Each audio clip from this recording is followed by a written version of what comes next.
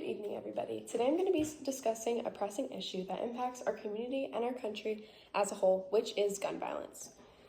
Martin Luther King Jr. once said, "Injustice anywhere is a threat to justice anywhere," and one example of these injustices is gun violence. By taking countless lives and tearing families apart, gun violence leaves a lasting impact on individuals and communities as a whole. Thousands of individuals die annually in gun-related instances, and this statistic alone urges us to act towards making a difference today. I'm here to persuade you to support meaningful actions in order to reduce gun violence instances within our community, specifically proposing 3 solutions.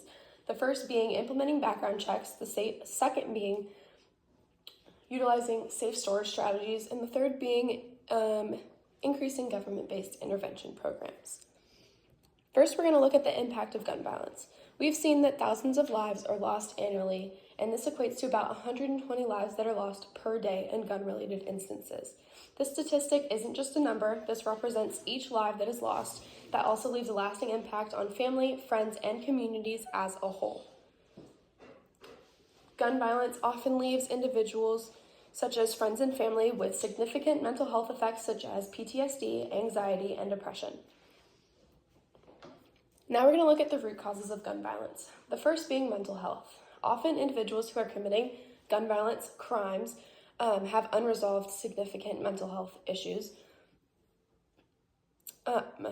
because the impulse to harm other individuals is very unnatural, which shows us how these mental health issues have caused them to commit this crime. Second, we're going to look at the root cause, which is access to firearms. In loosely regulated states such as ours, individuals with negative histories of violence or negative mental health effects have easy access to obtaining these firearms and weapons, and often are the individuals who are committing these crimes in our community. I have proposed 3 solutions to you all. The first being background checks. Screening individuals that are attempting to obtain and legally access firearms is essential in order to prevent those with negative mental health, as well as histories of violence, from obtaining these guns.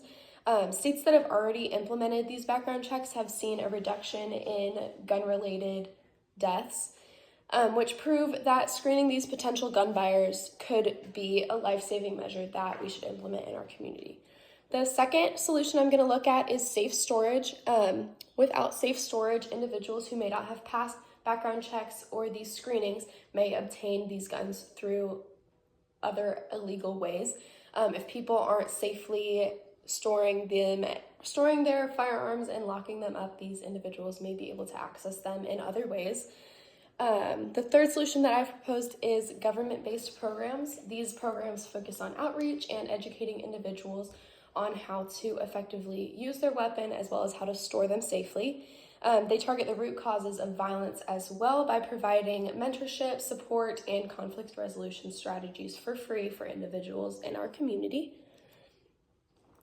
In order to reduce gun violence within our community, we must act collectively, and this requires personal responsibility as well as community action. Each individual must take ownership of their responsibilities in order to promote safe practices with their guns, in order to demonstrate responsible ownership of guns, and as well as making sure that they effectively are partnering with government officials in our community in order to implement policy changes.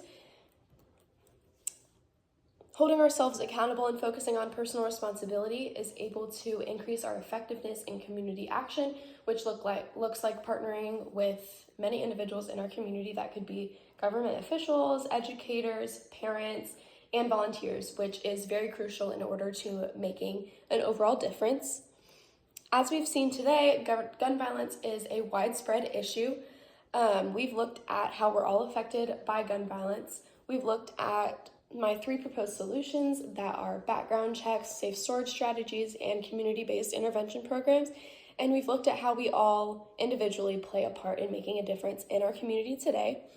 I'm going to leave you with the words of John F. Kennedy, who says, "If not us, then who? If not now, when? So let's all commit to making a difference in our community and beyond today."